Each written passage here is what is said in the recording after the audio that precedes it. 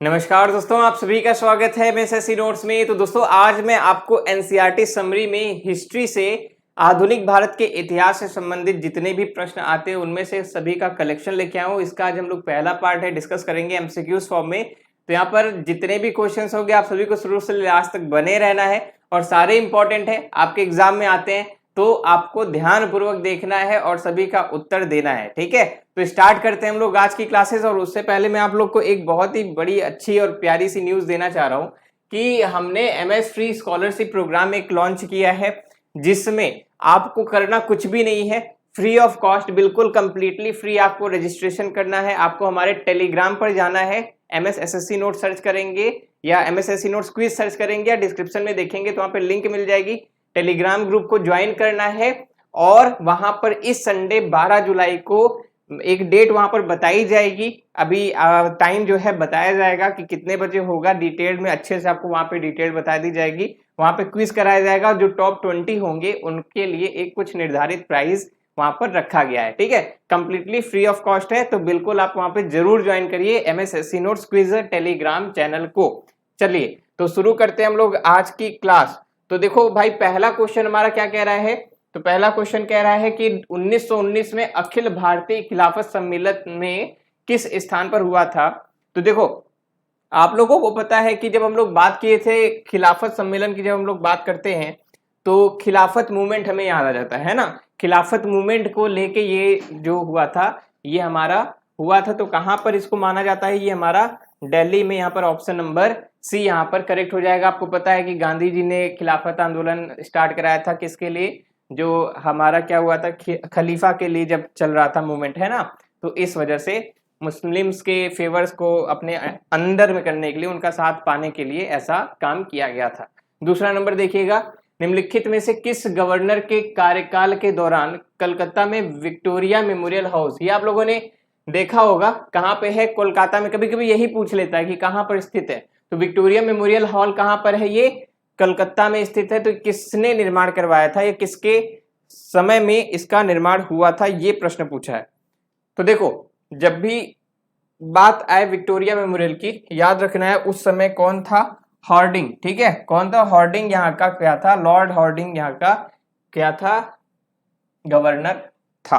ठीक है, चलो आगे बढ़ते हैं। अगले प्रश्न में देखिएगा, किसके समय में कलकत्ता में प्रथम न्यायालय की स्थापना हुई थी। आपको पता है कि भारत में सबसे पहले कलकत्ता में ही न्यायालय की स्थापना हुई थी, तो किसके समय में हुई थी। तो ऐसा प्रश्न भी कभी कभी पूछ लेता है। तो दोस्तों जब भी हम लोग बात करेंगे किसके समय पे हुई थी, तो क्या बताओगे, इसका उत्तर सभी लोग बताएंगे साथ साथ। देखो अगर आंसर पता है तो अच्छी बात है, नहीं पता है तो याद कर लो। ठीक है, हाँ नहीं पता है तो याद कर लो कि जो हम न्यायालय की बात करते हैं तो न्यायालय की स्थापना कब हुई है, वॉरेन हेस्टिंग के टाइम पर हुई थी। आपका ऑप्शन नंबर सी यहां पर करेक्ट हो जाएगा। आते हैं क्वेश्चन नंबर 4 पर। देखिए, भारत के स्वदेशी आंदोलन के दौरान लिखा गया गीत अमार सुनार बांग्ला, बांग्ला होना चाहिए था यहाँ पे, बांग्लादेश को उसके स्वतंत्रता संग्राम में प्रोत्साहित किया और उसे बांग्लादेश ने राष्ट्रीय गान के रूप में अपनाया। यह गीत किसने लिखा था, मेरे ख्याल से आपने बिना ऑप्शन दिए ही इसका आंसर दे देंगे, है ना, कि अमार सुमार बांग्ला किसने लिखा था। तो ये लिखा था रविंद्रनाथ टैगोर ने, जिन्होंने हमारे लिए भी राष्ट्रगान लिखा है ना। तो जन गण मन, तो आपका रविंद्रनाथ ठाकुर लिखा है, टैगोर होना चाहिए था। ठीक है, तो यहां पर आंसर हो गया आपका ऑप्शन नंबर डी। आगे बढ़ते हैं। 1857 का विद्रोह किस तारीख से शुरू हुआ था। कभी कभी तारीख पूछता है कि कौन सी तारीख को स्टार्ट हुआ था, तो सभी लोग बताएंगे कि पहले तो आप लोग ये जान लो कि किस महीने में हुआ था। तो मैं बता दूं कि यह हमारा मई के महीने में हुआ था, और मई में भी किस तारीख को हुआ था, ये हमारा हुआ था 10 मई को हो गया था। ये समय निर्धारण से पहले ही ये हमारा विद्रोह स्टार्ट हो गया था। इसी वजह से इसकी जो असफलता है उसके पीछे का एक कारण ये भी माना जाता है कि जो समय निर्धारित हुआ था उससे पहले ये शुरू हो गया था। अगला, राष्ट्र संघ की स्थापना किस संधि के तहत हुई थी। ये जो आप लोग वर्ल्ड हिस्ट्री पढ़ते हैं ना, तो वर्ल्ड हिस्ट्री में कभी कभी ऐसा प्रश्न पूछ लेते हैं कि राष्ट्र संघ की ये जो स्थापना है वो किस कारण हुई थी, किसके अंतर्गत हुई थी। तो आप लोगों ने सुना होगा जो वर्साई की संधि हुई थी, है ना, प्रथम विश्व युद्ध जब हो गया था उसके बाद क्या हुई थी, वर्साई की संधि हुई थी, तो हमारा राष्ट्र संघ की स्थापना हुई थी। ठीक है, तो ये माना जाता था उसके बाद से अमेरिका के द्वारा, अमेरिका भी उसमें क्या मिला था, अपना हाथ लगाया था वहां पर, तब हुई थी। अक्टूबर क्रांति किस देश से संबंधित है? बहुत ही खूनी क्रांति मानी जाती है ना। तो अक्टूबर क्रांति खूनी क्रांति कह लीजिए, कब हुई थी या किस देश से संबंधित है? तो ये जो संबंधित है किससे है? रशिया यानी सोवियत संघ या रूस कह लीजिए, तो रूस से संबंधित है। वहां पे लेनिन थे, लेनिन, तो उन्होंने शुरुआत किया था। लेनिन मार्क्सवादी और ये सारी विचारधारा वहीं से, वामपंथी विचारधारा जिसको हम लोग कहते हैं ना, वहां से स्टार्ट हुई थी। अगला क्वेश्चन देखिएगा, निम्नलिखित में से कौन सा युग्म सुमेलित है? यानी बताना है कौन सा सही सुमेलित है, गलत नहीं है। ठीक है, तो पहला दिया हुआ है बक्सर का युद्ध मीर जाफर विरुद्ध रॉबर्ट क्लाइव, और दूसरा ऑप्शन देखिएगा वांडीवास का युद्ध फ्रांसीसी विरुद्ध ईस्ट इंडिया कंपनी। ठीक है, तीसरा है चिलियावाला का युद्ध लिखा है, डलहौजी विरुद्ध मराठे है, यहाँ पे लिखा है खरदा का युद्ध निजाम विरुद्ध ईस्ट इंडिया कंपनी। तो दोस्तों देखो, यहाँ पर जब हम लोग बात करते हैं वांडीवास का युद्ध, ठीक है, तो वांडीवास का युद्ध फ्रांसीसी और ईस्ट इंडिया यानी अंग्रेजों के, जिसको हम लोग फ्रांस आंग्ला युद्ध के नाम से जानते हैं, है ना। ये वांडीवास का युद्ध जो हुआ था, ये फिर निर्धारित कर दिया था कि अब फ्रांसीसी नहीं, अब भारत में कौन राज करेगा? पूरी तरीके से ईस्ट इंडिया कंपनी यानी अंग्रेज राज करेंगे। पूरी तरीके से एक साम्राज्य इनका ये बन गया था कि हाँ, अब ये फ्रांसीसी भी हार जाता, मतलब फ्रांसीसी की वहां पे हार हो जाती है वांडीवास के युद्ध में। ठीक है, और पांडिचेरी की, हाँ, इससे संबंधित एक याद रखना है, वांडीवास में आपका एक संधि कभी कभी पूछ लेता है, तो पांडिचेरी की संधि हुई थी। ठीक है, यानी पांडिचेरी आपको लोग को याद होगा, इस नाम से भी जाना जाता है इस युद्ध को, तो ये भी आप लोग याद रखेंगे। आगे बढ़ते हैं अगले प्रश्न पर।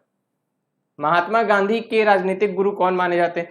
देखो, जब महात्मा गांधी से संबंधित क्या हुआ था ना, कि जब साउथ अफ्रीका में थे, तो उस समय जो हमारे गोखले जी हैं, वो साउथ अफ्रीका जाते हैं और गांधी जी को भारत की स्थिति के बारे में काफी ज्ञान देते हैं, बताते हैं, और उनको इसी वजह से तब से माना जाता है, और वही प्रेरित करते हैं गांधी जी को भारत आने के लिए और ये सब आगे की योजना बनाने के लिए। इस सभी से गांधी जी ने इनको अपना क्या माना? राजनीतिक गुरु माना था, गोपाल कृष्ण गोखले को।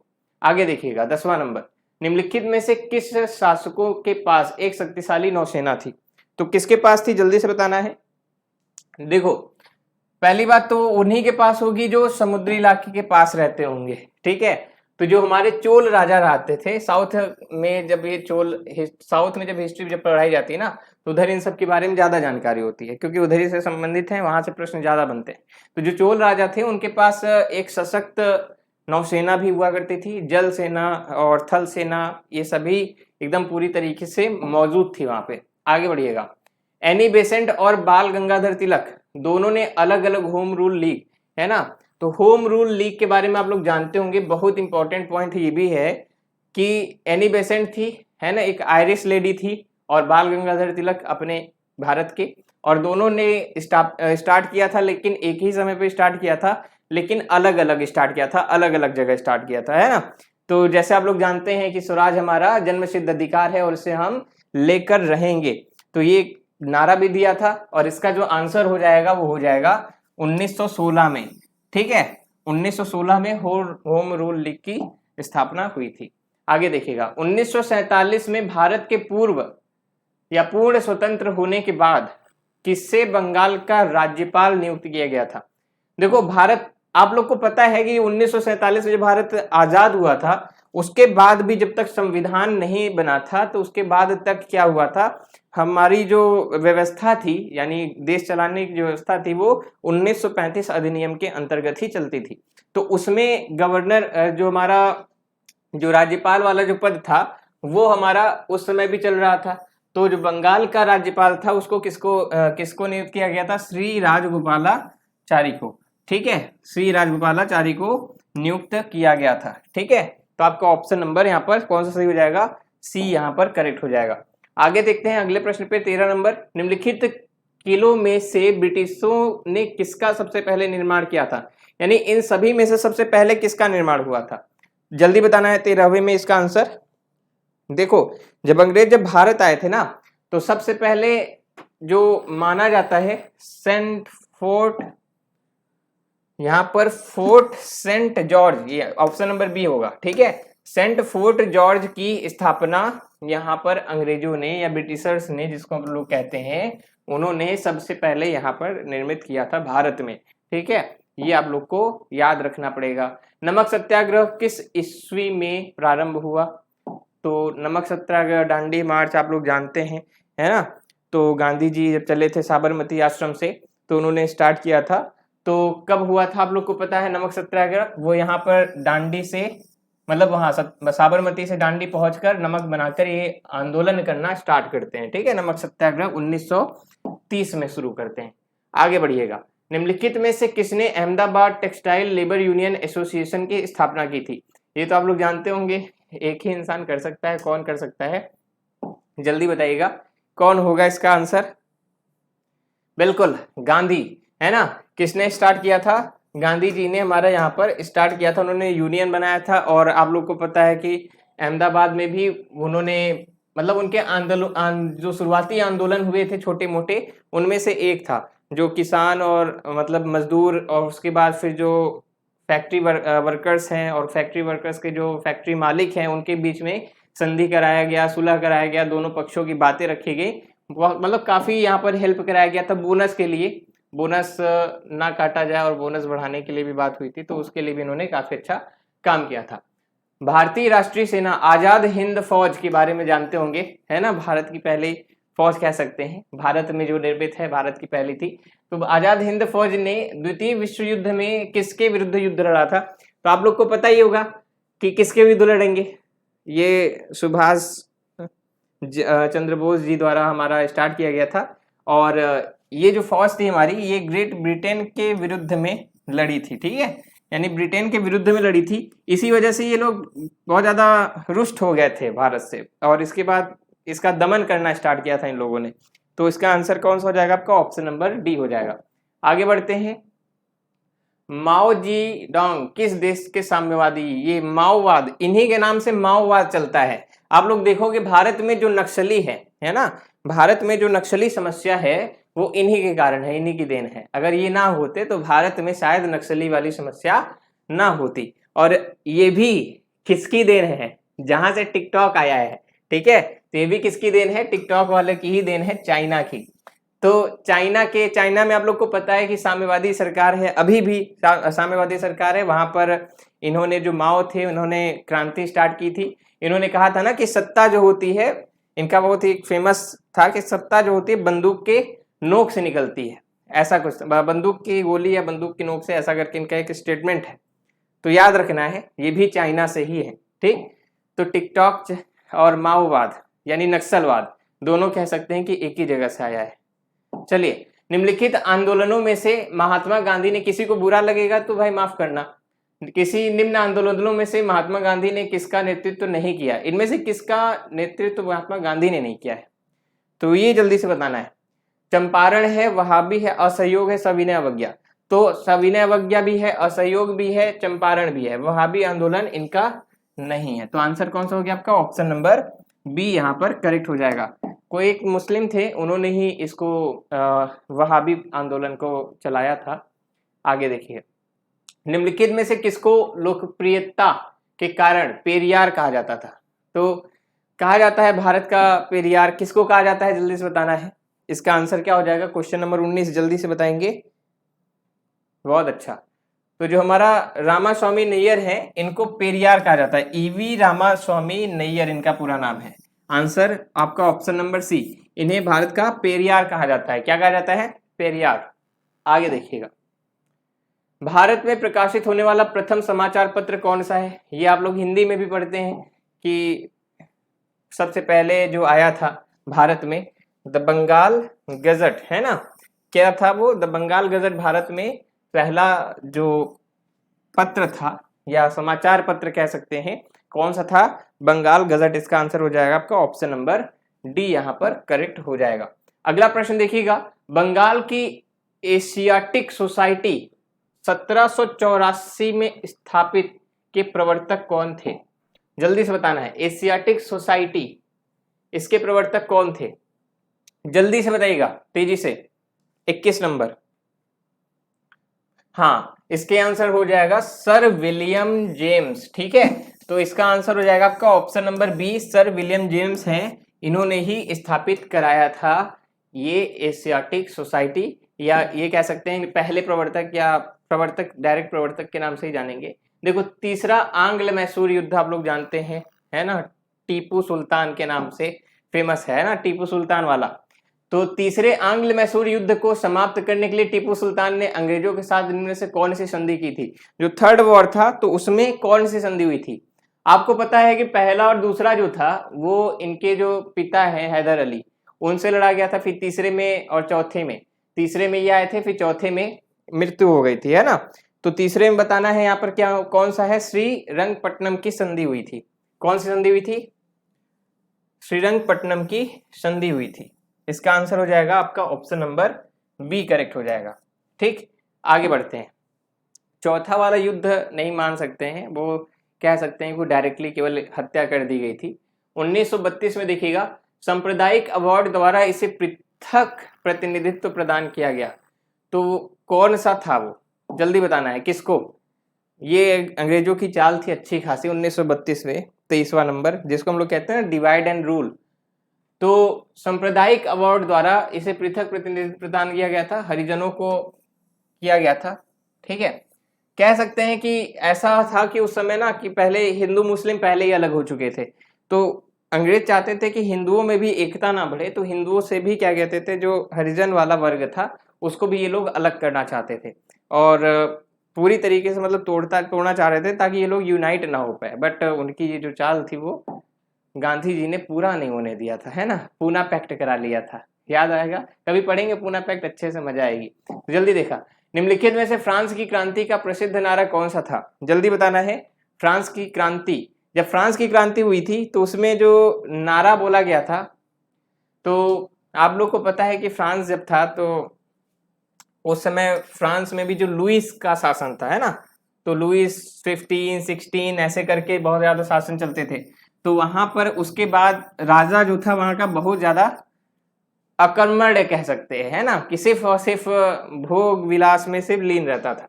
तो यहाँ पर स्वतंत्रता, समानता और भ्रातृत्व का यहाँ पर नारा जो है फ्रांसीसियों द्वारा दिया गया था। आगे देखिएगा, प्लासी का युद्ध जो है बंगाल के समय में जो नवाब थे वो कौन से थे? प्लासी का युद्ध जानते हैं आप लोग, है ना, जल्दी बताइएगा कौन था।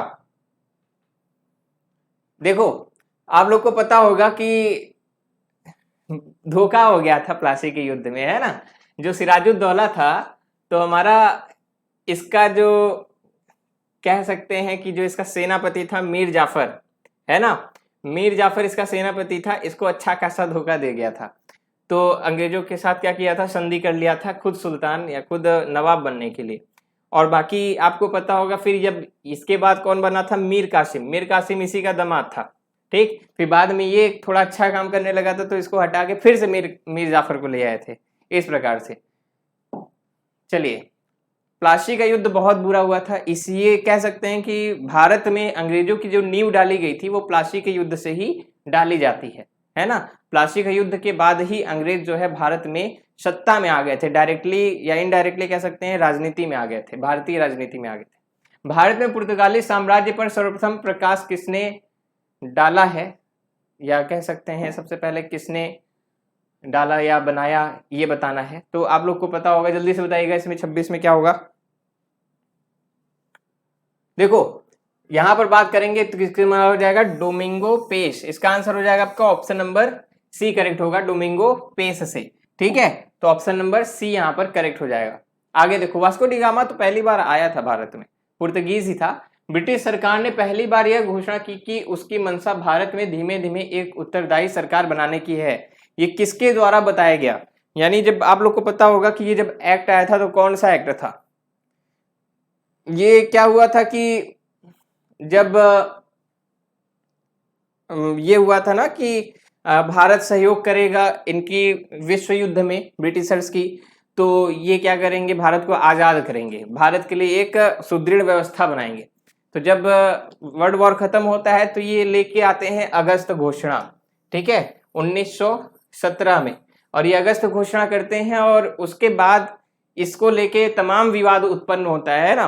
तो ये कहते हैं कि हम धीरे धीरे सरकार, उत्तरदायी सरकार बनाने की आगे बढ़ेंगे। तो यहाँ पर जो अनएक्सपेक्टेड था, एक्सपेक्टेड ये था कि ये लोग आज़ादी देंगे या कुछ ऐसा कुछ अच्छा सा देंगे, बट धोखा। आगे देखो, इसमें से किस अवधि में Lord William Bentinck governor general थे? अभी मैं किसी दिन आप लोग को गवर्नर जनरल की कंप्लीट लिस्ट वाला एक वीडियो बना के दे दूंगा, जिसमें एक ट्रिक भी बना दूंगा एक तरीके से, जिसमें आप लोग याद कर पाओगे। ठीक है, तो इसमें आपका ऑप्शन नंबर सी हो जाएगा 28 से 35। तो जो आपका विलियम बेंटिंग थे वो कब से कब तक थे? तो यहाँ पे आपका 28 से 35 के बीच में थे। आते हैं अगले प्रश्न पर। तो नेक्स्ट क्वेश्चन देखिएगा, क्वेश्चन नंबर 29। शिवाजी के बाल्यकाल पर किसका प्रभाव अधिक पड़ा? ये जो शिवाजी आप लोग जानते ही हैं, तो शिवाजी जो मराठा साम्राज्य की नींव डालते हैं, जिसको क्या कहा जाता है, मराठा साम्राज्य का पिता कहते हैं हम जिसको, तो किसका प्रभाव इनके ऊपर ज्यादा पड़ा? जल्दी बताइएगा। तो इनके जो माता जी थी जीजाबाई, उनका प्रभाव इनके ऊपर बहुत ज्यादा पड़ा था, और इनके जो गुरु थे कोंडदेव। तो इसका आंसर कौन सा हो जाएगा? दूसरा और तीसरा। आपका ऑप्शन नंबर बी करेक्ट हो जाएगा, सेकेंड एंड थर्ड यहाँ पर याद रहेगा आपको। और सबसे ज्यादा प्रभाव अगर कभी पूछेगा तो जीजाबाई, इनकी जो माता थी, उन पर इनका प्रभाव बहुत ज्यादा पड़ा था। माहेश्वर किस मराठा रानी की राजधानी थी? जल्दी बताना है। तो कौन से थे? जल्दी बताना है, जल्दी जल्दी जल्दी। 30 नंबर। चलिए, तो इसमें हो गया अहिल्याबाई होलकर। होलकर आप लोग जानते होंगे, है ना। बाद में ये टूट कर, जब मराठा साम्राज्य टूटा था, तो होलकर, भोसले, ऐसे करके कई 2-3 लोगों, सिंधिया, है ना, तो ऐसे करके बट गया था। तो अहिल्याबाई होलकर जो थे वे माहेश्वर की क्या थी, उनकी राजधानी थी। आपका ऑप्शन नंबर बी करेक्ट हो गया। तो दोस्तों ये थे हमारे आज के 30 प्रश्न। तो उम्मीद है आपको कैसा लगा होगा, अच्छा लगा होगा।